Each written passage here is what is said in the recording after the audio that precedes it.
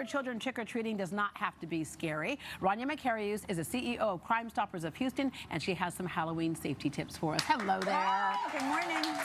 You know, I hear parents say over and over again, gosh, you know, it's just so scary these days. But I remember back when I was a kid going trick-or-treating is when, you know, someone put some drugs and things in candy. So that threat has always been there, unfortunately. It's always been there, and it's just a weird night because kids are kind of running around neighborhoods at night, going to strangers' homes. So you're opening your kids up and your families up and yourselves up to all these things you don't normally do. And we don't know our neighbors quite as much as we used to, right? So it's always been something that parents need to worry about and think about, but still fun for families if you talk it through and think it through. Let's talk it through, think it through from the beginning. You pick out your costume. What's that costume going to be? And make sure that it doesn't cause other problems. Yeah, so you know, I remember back in the day we'd have those like plastic face masks or whatever. Well, you've got to make sure kids can see through them, they can breathe through them, that the costumes don't catch on fire easily. Reflective tape's really important. Only 18% of parents put reflective tape on their children's costumes. Yeah, and it's dark, and the kids aren't paying attention. They're darting across the street and stuff.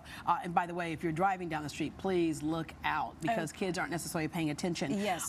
But yeah, and also if you use like some of the costume makeups, a lot of that stuff can be very cheap and made of stuff that's not good for our skin. Very toxic. You've got to wipe it off carefully, wash it off carefully, make sure you don't have a reaction. But getting back to that, Deborah, what you just said about the pedestrians and the drivers, we have to remember Halloween is one of the deadliest nights, the second most deadliest night for kids. They're twice as likely to get hit or injured or killed by a car on Halloween night because, again, they're not thinking about the rules of the road. They're just so happy to be running around, going from home to home to get candy. Which the important thing is to have somebody accompany, the younger kids especially, and trust who you have accompanying them because I remember one night we all went and I kept counting. I had my little group, I'm counting, and all of a sudden I had an extra. And I'm like, okay, what's worse, having one less or an extra, right? But it was because he's like, look, I just joined your group because I can't find my brother, the teenager that was taking him. Well, the teenager got caught up down the street and around the corner with the girl going, hey, look, how are you, my little fairy princess, right? But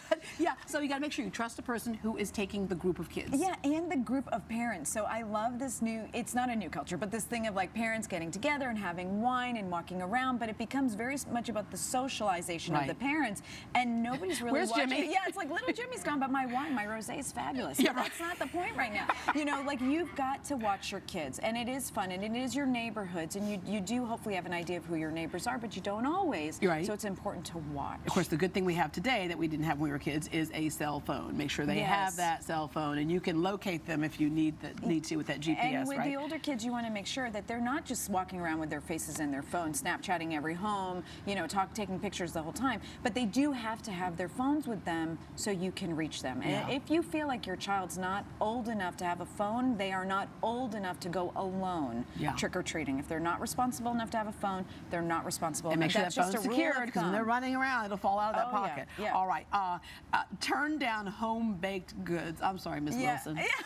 I'm so sorry. Because I love your candied apples and your chocolate chip cookies, but it's like, you know what, and what we tell our kids, and when we're not big trick-or-treaters, but we tell our kids, like, if somebody offers you, you know, you can either say no thank you, or you can take it but don't eat it. You know, you take it and don't eat it. And we do the typical, when our kids come home, we tell them don't eat anything until you get home. Yeah, good luck with that one. I mean, I'm like, I think half my bag was gone by the time I walked in the house. So what we really do in our home is, like, the day before, we'll take our kids, the night before Halloween, we'll take our kids to go buy whatever candy they want. So it's not about the candy, because they have what they want. Do you make them go ding dong and put out their bag to get it? No, they're going for, I'm like, go to any candy store, get whatever you want. But Halloween is just about having fun with your friends. All right, a lot of people do some great, and thanks to those people because it makes it fun for the kids. They do some great elaborate setups at their front door and stuff. Just make sure you have stuff where kids aren't tripping over them in the whole bit, right? Exactly. And for dogs, if you have dogs at home, make sure that they're restrained, that you have control of your pets, and of course that there's no loose chocolate in case an animal can get sick. All right, this is the crazy thing. Before we were going trick-or-treating as kids, we weren't quite sure who was behind certain doors. Today, we still aren't quite sure, but we have at least some guidelines. There's the Sex Offenders Registry. And if we can put this up on the screen, tell folks what this Sex Offenders Registry tells them. So the Sex Offenders Registry, you can look up your zip code, you can map out your neighborhood and literally find out where registered sex offenders live.